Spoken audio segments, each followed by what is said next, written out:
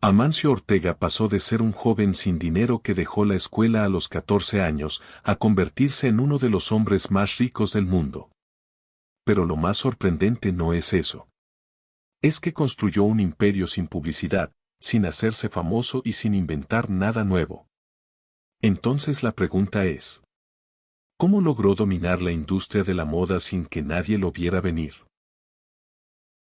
Para entenderlo, hay que ir a la España de 1936, un país golpeado por la guerra y la pobreza, donde nació Amancio Ortega en una familia que apenas podía cubrir lo básico. Desde muy joven entendió que su realidad no iba a cambiar sola, y por eso a los 14 años tomó una decisión que marcaría su vida: dejar la escuela y empezar a trabajar.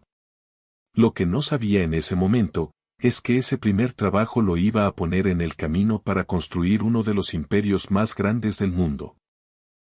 Entró como aprendiz en una tienda de ropa en La Coruña, y aunque parecía un trabajo simple, ahí comenzó a desarrollar una habilidad que después sería clave: observar.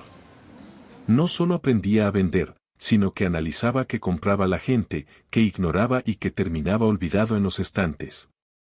Y en medio de todo eso, empezó a notar un patrón que casi nadie estaba viendo. Un problema que, bien aprovechado, podía convertirse en una oportunidad enorme. La industria de la moda tenía un fallo evidente, pero normalizado. La ropa siempre llegaba tarde. Las tendencias cambiaban rápido, pero las marcas tardaban meses en reaccionar, lo que hacía que muchas prendas perdieran valor antes de llegar a las tiendas. Y ahí es donde todo empieza a cambiar. Porque Amancio no intentó seguir el sistema. Decidió romperlo. Junto a su esposa Rosalía Mera, comenzó a fabricar ropa desde casa. Sin inversión grande, sin estructura, sin garantías. Pero con algo que marcaría la diferencia desde el principio: control total sobre lo que hacían.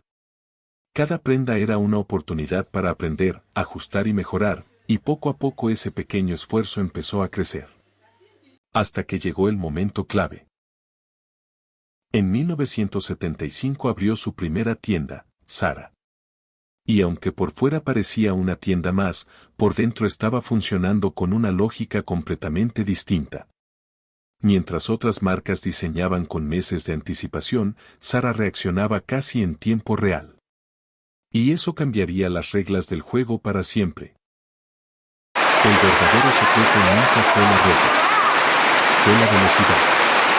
Amancio Ortega construyó un sistema donde diseño, producción y distribución estaban conectados, permitiéndole reducir tiempos de manera radical. Si algo gustaba, se producía más en días. Si no funcionaba, desaparecía sin dejar rastro. Y eso creó algo que pocas marcas habían logrado: una conexión directa con el cliente. Las tiendas Zara empezaron a cambiar la forma en que las personas compraban. Ya no se trataba solo de elegir ropa. Se trataba de decidir rápido. Porque cada vez que alguien entraba, sabía que lo que veía podía no estar mañana. Y esa sensación de urgencia convirtió a Zara en una máquina de ventas. Sin depender de grandes campañas publicitarias, la marca empezó a crecer. Primero en España, luego en Europa, después en el resto del mundo. Y mientras otras empresas hacían ruido para llamar la atención, Zara crecía en silencio. Pero ese silencio era engañoso. Porque detrás se estaba formando un imperio.